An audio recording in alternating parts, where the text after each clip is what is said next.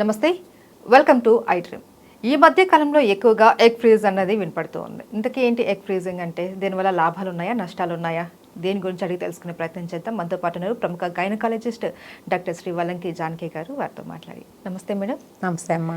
Madam, ఈ egg freezing అనేసి ఈ మధ్య కాలంలో ఎక్కువగా వింటున్నాము. ఎక్కువగా ఈ సినీ సెలబ్రిటీస్ వీళ్ళ ద్వారా ఎక్కువ హైలైట్ అయిపోయింది. ఏంటి ఎగ్ ఫ్రీజింగ్ అంటే? చాలా మంచి ప్రశ్నమ్మా. ఇది సెలబ్రిటీ కంటెంటే. ఓకే. ఎట్లా అంటే మీకు జనరల్గా ఒక 4 మిలియన్ ఎగ్స్ ఉంటాయి ఒక స్త్రీకి సాధారణంగా పుట్టినప్పుడు. వాటిలో కేవలం 430-400 వరకు రిలీజ్ అవుతాయి. ఎవ్రీ మంత్ ఒక్కొక్క ఎగ్ రిలీజ్ అవుతుంది. అందరికీ సర్వసాధారణంగా తెలుసు. Just menstruation, first menstruation menarche అంటాం కదా, అప్పట్లో కొన్ని రోజులు అవ్వకపోవచ్చు. ఎగ్ రిలీజ్ మంత్లీ అవ్వే ఎగ్ కొన్ని ఫస్ట్లో కొంతకాలం దానికి అలవాటు పడలేదు కదా, రాలేకపోవచ్చు. అంటే జస్ట్ ఒక 15 years 16 years నుంచి ఎవ్రీ మంత్ ఎగ్ వస్తుంది. అది ఏం చూస్తుంది, ఒక బేబీని తయారు చేయాలని చూస్తుంది. వాళ్ళకి పెళ్ళయి కన్సీవ్ అయితే ఒక బేబీ అవుతుంది. లేదు కాలేదు అనుకుంటే కనుక పీరియడ్లో వస్తుంది. మనకి ఇది చాలా క్లియర్ కాన్సెప్ట్స్. అలాగే ఇంకొక మంచి అంశం ఏంటంటే మనం తెలుసుకోవాల్సింది, 35 years తర్వాత క్వాలిటీ ఆఫ్ ఎగ్ తగ్గిపోతుంది. నువ్వు ఒక ఎగ్గు, నేను ఒక ఎగ్గు. అర్థమైందా? మన అమ్మగారు మనని 20 కన్నారు, మనం బాగానే ఉన్నాం.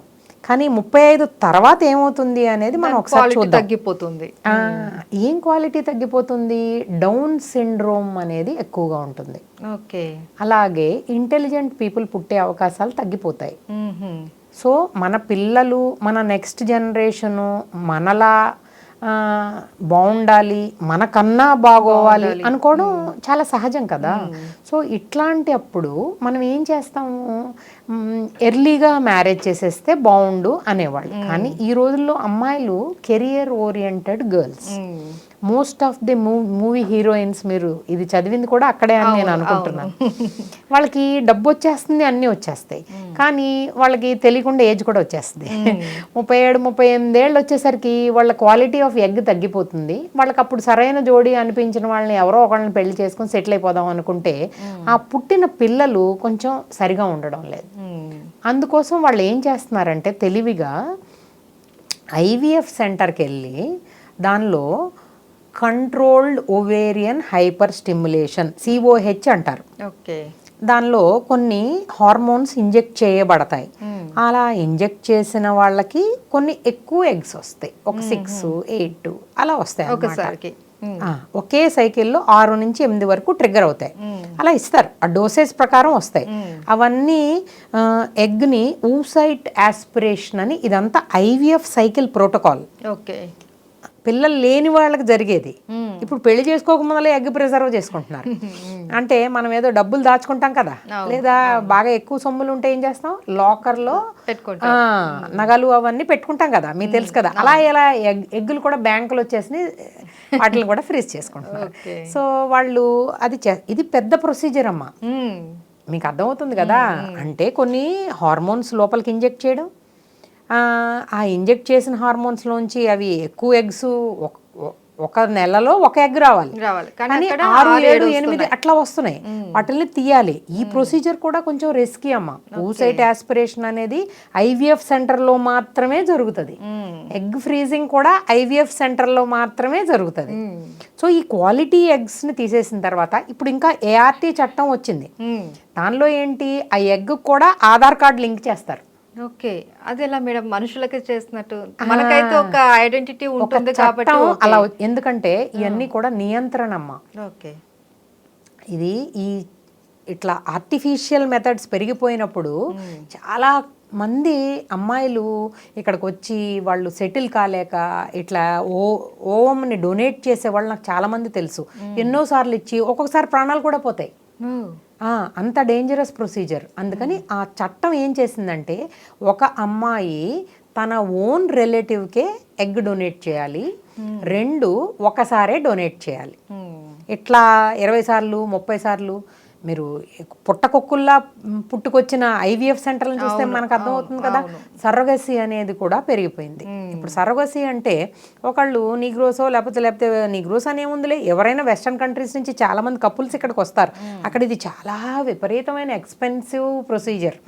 వాళ్ళు ఇక్కడికి వచ్చిన తర్వాత వాళ్ళ ఎగ్ పనికిరాదు, భర్తకేమో పిల్లోడో కావాలని ఉంటుంది. సో ఏజ్ ఎవరికి ఎక్కువ రిలేటివ్గా ఉంది, అమ్మాయిలకి ఎక్కువ రిలేటెడ్గా ఉంది. ఏజ్ ఆఫ్ ఎగ్ చాలా చాలా ఇంపార్టెంట్. ఒక హస్బెండ్ ఒక మేల్ పార్ట్నర్కి ఒక 60 ఏళ్ళకు కూడా పిల్లల్ని మామూలు వాళ్ళని కానొచ్చు, కానీ అమ్మాయి మటుకు యంగే ఉండాలి. యంగ్ అంటే ఆమె సెటిల్ అవ్వాలి కదా. సో ఇట్లా చాలా వైజ్గా ప్లాన్ చేసి వాళ్ళ ఓన్ ఎగ్స్ని వాళ్ళు ఫ్రీజ్ చేసుకుని రేపు కావాల్సినప్పుడు దాన్ని మనం ఫ్రిడ్జ్లోంచి తీసి ఎలా వాడుకుంటాం అట్లా థాయింగ్ లాగా చేసి దాంతో ఆ పెళ్ళైనప్పుడు ఆ ఎగ్ని సెమెన్తో కలిపి దాన్ని ఎంబ్రియో అవుతుంది. అదంతా కూడా ఆర్టిఫిషియల్ మెథడ్లో ఒక ల్యాబ్లో జరుగుతాయి. ఎక్స్పెన్సివ్ ప్రొసీజర్స్ ఇవన్నీ. అవేదో ఏదో చెప్తారు కదా, వాళ్ళని చూసి వాతలు పెట్టుకున్నట్టు కాకుండా పులిని చూసి మనం ఎవరో సెలబ్రిటీలు ఎవరో ఒకళ్ళు అలా చేశారు కదా అని మనం చేయవలసిన అవసరం లేదండి.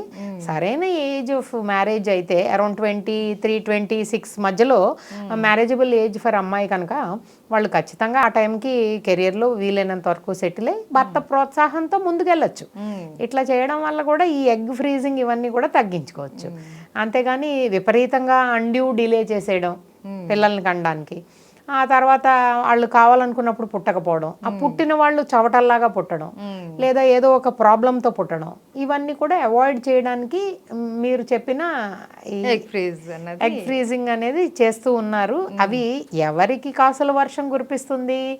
IVF centre owners. ఎవరు భరించగలరు? మీరు చెప్పిన సెలబ్రిటీ సినీ తారలు భరించగలరు. మరి ఆర్డినరీ మనుషులందరూ అదే కావాలి అని కూర్చుంటే కుదరదు కదా. అది డబ్బుతో కూడుకున్న పని.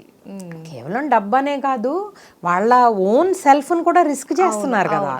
అంత అవసరం ఏముంది? న్యాచురల్గా జరిగేవి న్యాచురల్గా జరుగుతాయి. అన్యాచురల్గా ఉన్నది అనవసరంగా వెళ్ళి ఆ ప్రొసీజర్స్ చేయించుకుని వాళ్ళు మృత్యువాత పడటం కూడా మనం చూస్తూ ఉంటాం అప్పుడప్పుడు. అయితే అందరూ అనుకుంటారు దీనికి ఎగ్ కలెక్ట్ చేయడమే కదా, దీంట్లో ఏముంది అంత ప్రాణం పోయే అంత అది హెన్ను పెట్టేలాగా ఎగ్గులు బయటికి రావు.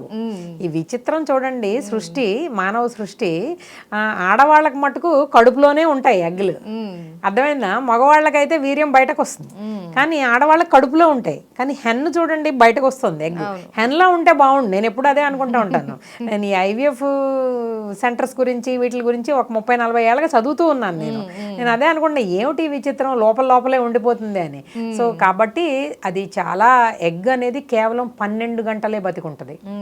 ఇది చాలా ఇంపార్టెంట్. అంటే అలాంటి సర్కమస్టాన్సెస్ని రెప్లికేట్ చేయాలి. సృష్టికి ప్రతి సృష్టి చేయడం ఎంత కష్టం. అవును. సో ఆ టెంపరేచర్స్, ఆ హ్యూమిడిటీ, అవన్నీ ఆ మీడియమ్స్, అట్లేమి మీకు ఇన్ఫెక్షన్స్ ఏమి రాకుండా చాలా జాగ్రత్తగా కాసుకుంటాం. ఇప్పుడు ఆధార్ కూడా లింక్ అయిపోయింది. అవును. సో ఒక విధంగా ఇది మంచిదే మేడం, ఆధార్ లింక్ అన్నది.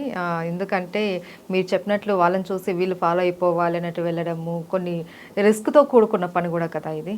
సో అలా ఆలోచించకుండా ఏ ఏజ్లో కరెక్ట్గా మ్యారేజ్ అయితే మంచి ఆరోగ్యకరమైన పిల్లలు పుడతారు అన్నది కూడా ఆలోచిస్తూ సరైన వయసులో సరైన నిర్ణయాలు తీసుకోవాలని కూడా మనం కోరుకుందాం. Thank you so much madam. నమస్తే అమ్మా.